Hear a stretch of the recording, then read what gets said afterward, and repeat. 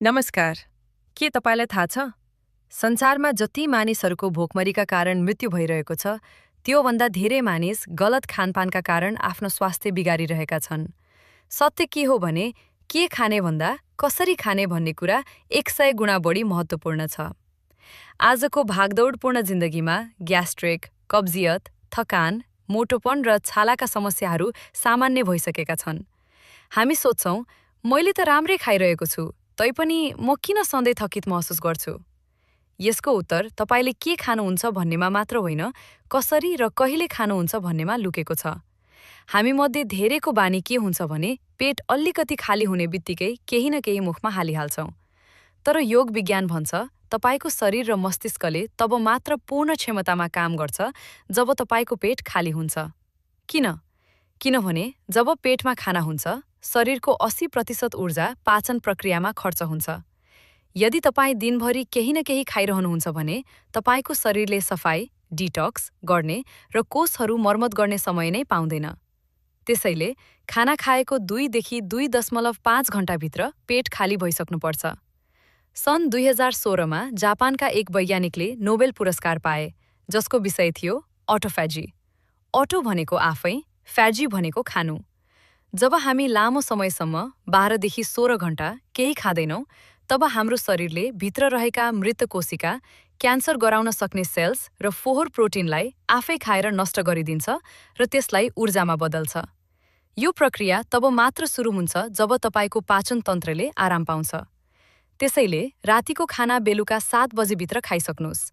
यदि तपाईँ राति 10 बजे टन्न खाएर सुत्नुहुन्छ भने तपाईको शरीरले रातभरि मर्मत गर्ने काम छोडेर खाना पचाउन मात्र शक्ति लगाउँछ, जसले गर्दा बिहान उठ्दा तपाईँ झन थकित महसुस गर्नुहुन्छ। खाना पिउनुहोस् र पानी खानुहोस्। यो सुन्दा अचम्म लाग्न सक्छ, तर यो एउटा गहिरो सत्य हो। खाना पिउनुहोस् यसको अर्थ हो खानालाई यति धेरै चपाउनुहोस् कि त्यो मुखमै तरल, लिक्विड बनोस्।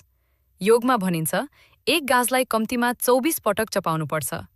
हाम्रो र्याल, सलाइभामा पाचनका लागि चाहिने इन्जाइम हुन्छन्। आधा पाचन मुखमै भयो भने पेटलाई भार पर्दैन। पानी खानुहोस् यसको अर्थ हो पानीलाई एकैचोटि वारवार्ती नपिउनुस्। घुटुक्क घुटुक्क गर्दै मुखमा चलाएर पिउनुस् ताकि र्याल मिसियोस्। खानासँगै वा खाना खाने बित्तिकै धेरै पानी नपिउनुस्। यसले पेटको पाचक अग्नि, एसिड्सलाई कमजोर बनाउँछ र खाना सड्न थाल्छ।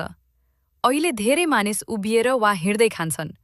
जब तपाईँ भुइँमा पलेटी कसेर बस्नुहुन्छ, तपाईको शरीरको तल्लो भागको रक्त सञ्चार कम हुन्छ र सबै ऊर्जा पाचन प्रणालीमा केन्द्रित हुन्छ।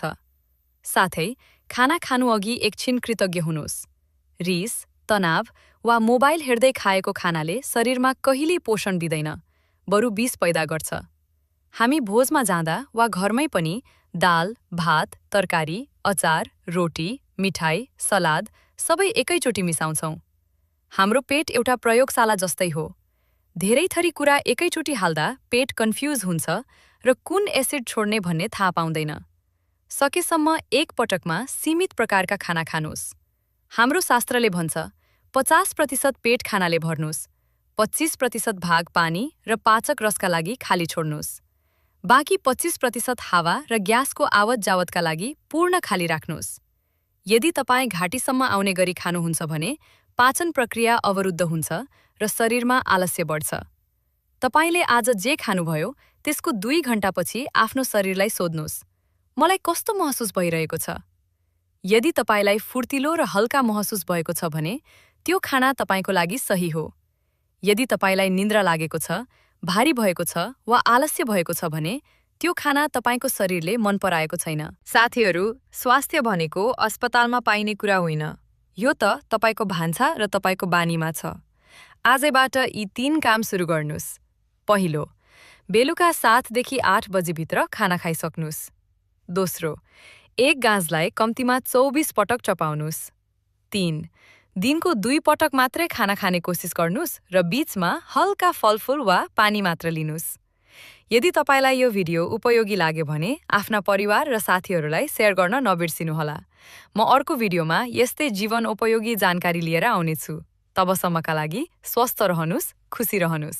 धन्यवाद।